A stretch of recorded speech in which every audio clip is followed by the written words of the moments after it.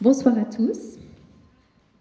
Cette année, Élise et moi avons choisi de vous emmener dans l'univers du célèbre casse-noisette de Tchaïkovski.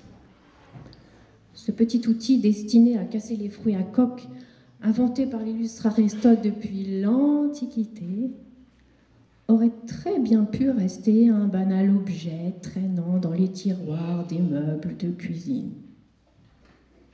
Pourtant, un jour, en Allemagne, à Leipzig, en 1815, l'écrivain Hoffmann en découvre un sur un étal de marché.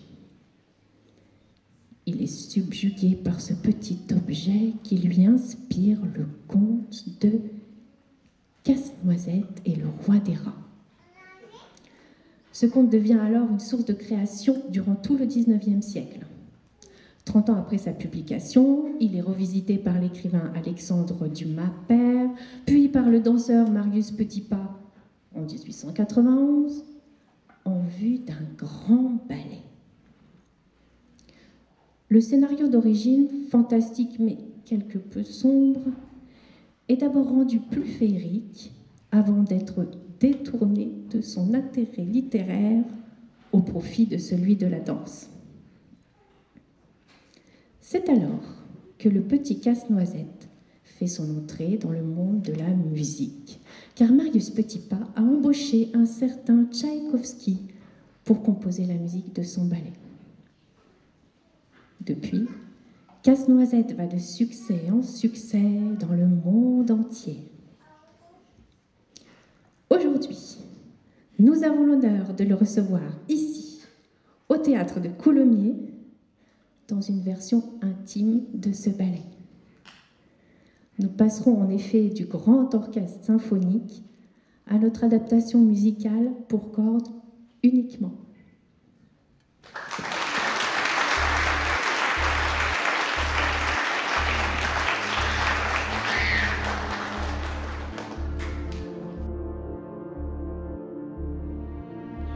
Nous sommes au tout début du XIXe siècle, probablement à Nuremberg.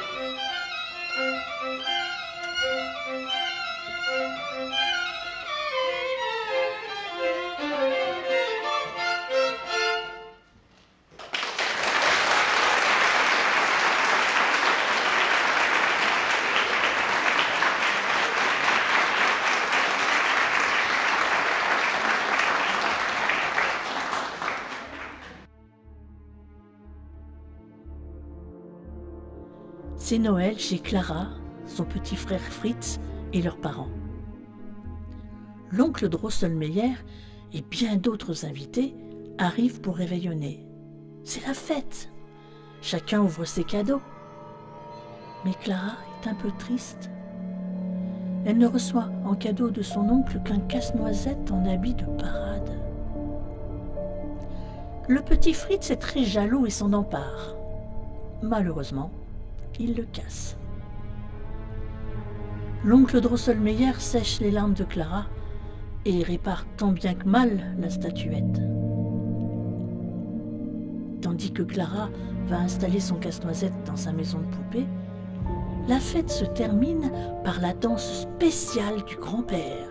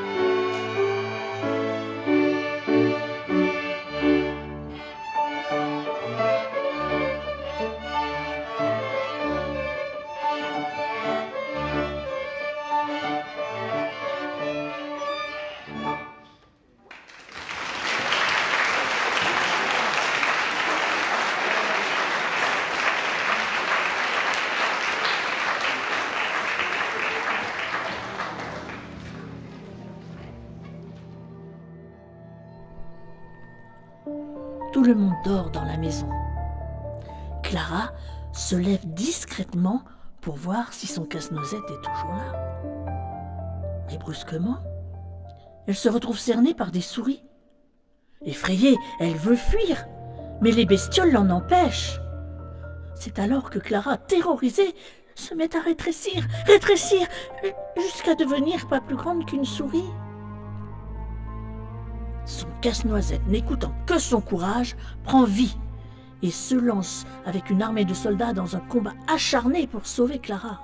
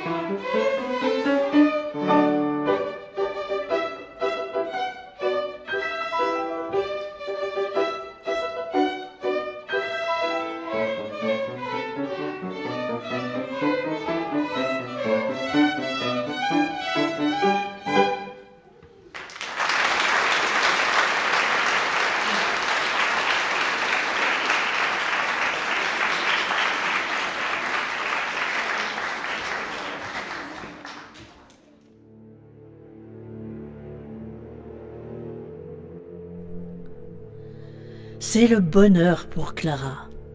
Les souris ont disparu. Son casse-noisette est devenu son héros.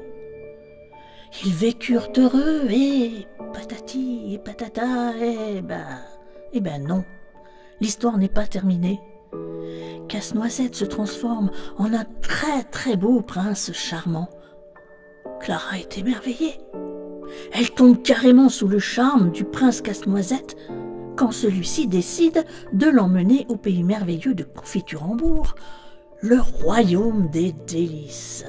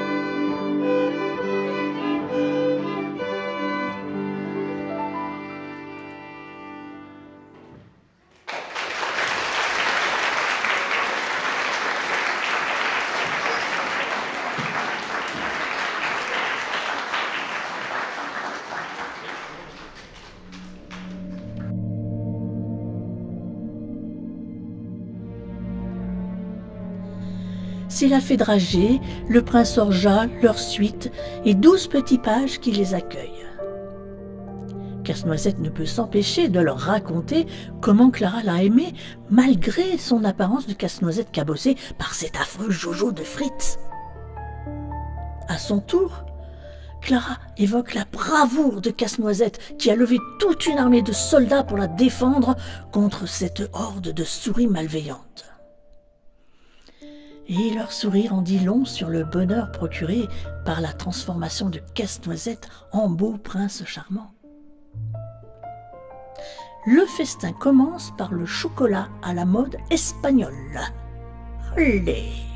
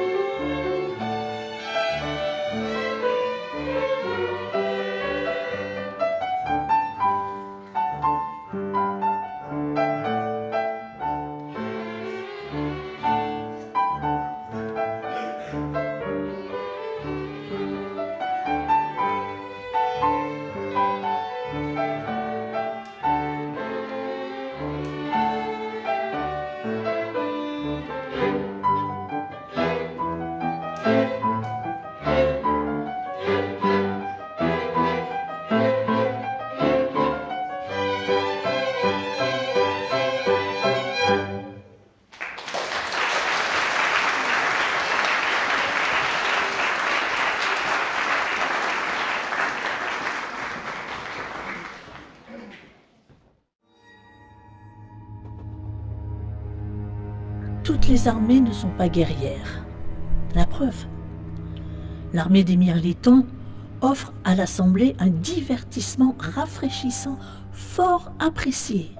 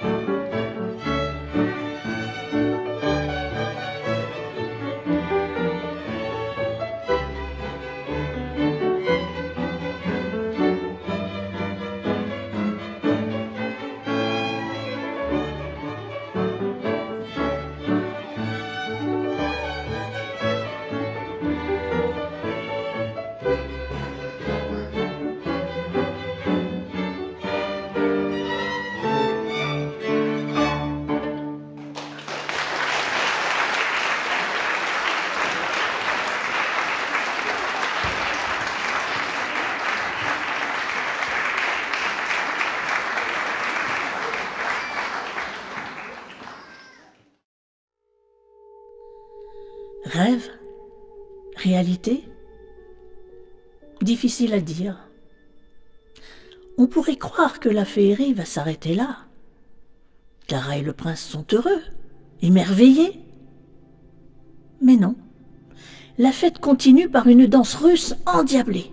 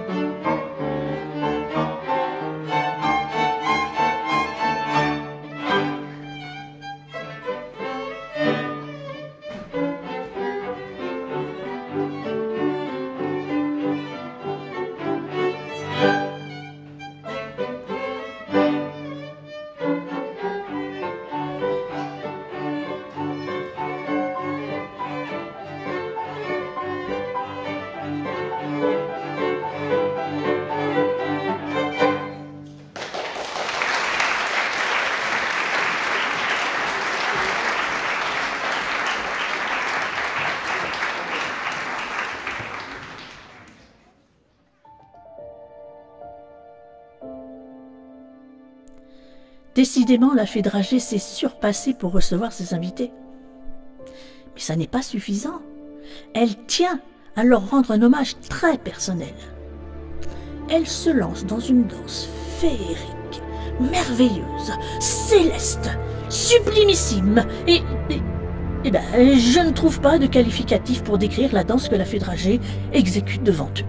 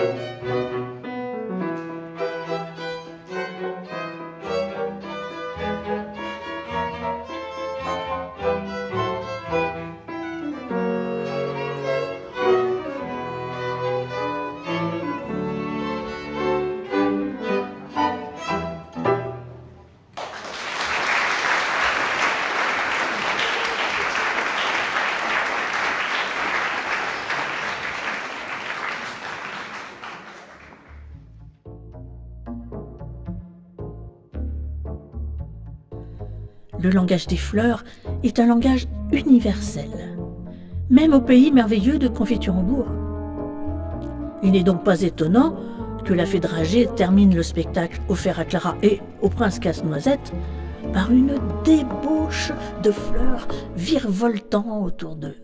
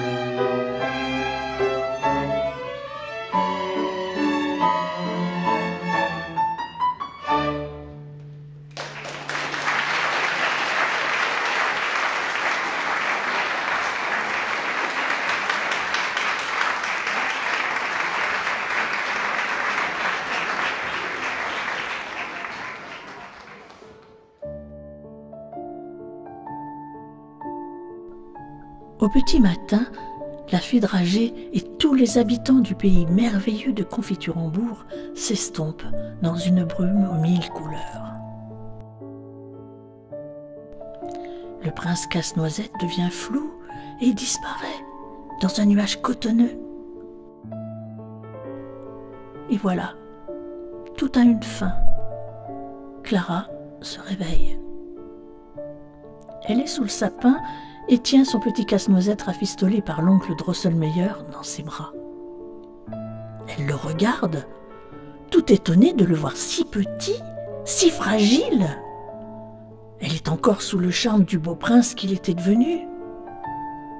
C'était donc un rêve. Alors, doucement, elle ferme les yeux. Elle serre très fort sur son cœur son casse-noisette. Ce n'est pas un prince, mais quelle importance.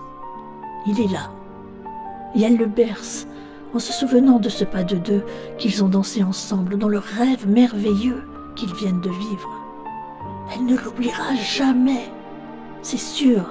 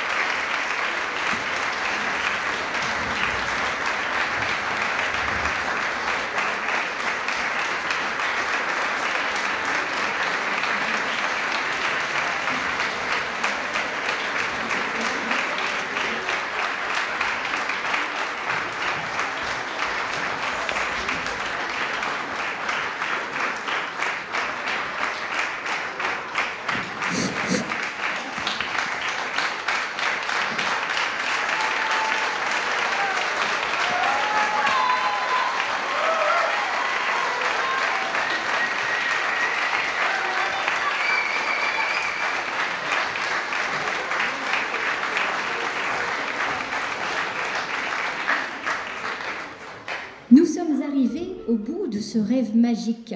Et il est temps maintenant de remercier tous les acteurs, sans qui rien n'aurait été possible. Bravo à tous nos élèves et à leurs professeurs, Estelle Vanouche, Sophie Venclic, Xavier Lebeau et moi-même. Merci à Florence Hay de l'Atelier de la danse et ses danseuses d'avoir accepté notre invitation, ainsi qu'à Naël à la harpe. Une mention particulière à Julie et Bastien Guillot. Julie, qu'elle se montre. Elle est où? Voilà, la petite dame devant le... Donc pour le prêt du matériel et la voix off, c'était Julie la voix off, mais également pour la réalisation des décors lors du stage d'Estelle, avec le casse-noisette et la fresque que vous voyez en plein milieu. Un autre talentueux personnage à mentionner, c'est notre fidèle accompagnateur, Franck Lannon, toujours présent dans toutes les situations et qui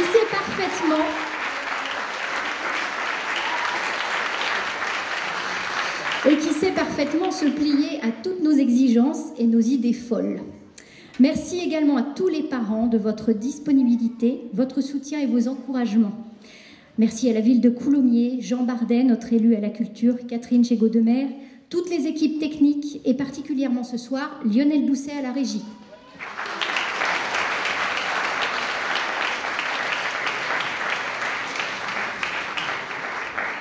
Nous espérons que vous aurez passé un agréable moment avec les cordes et vous donnons rendez-vous la semaine prochaine pour l'audition des Vents à 19 h ici même.